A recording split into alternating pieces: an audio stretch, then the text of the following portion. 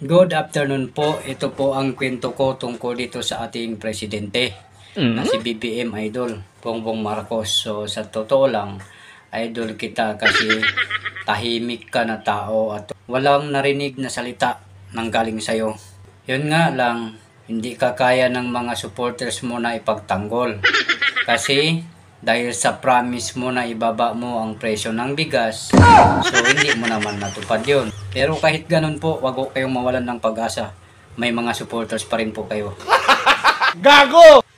Noon naman si President Dugong Duterte ang umupo, okay naman ang kanyang patakaran at ginawa niya lahat ang kanyang mga promise. Kaso nga lang, tulad ng mga sinasabi ng lahat, maraming nawalan ng mahal sa buhay nang dahil sa pinapatupad niyang anti-drugs.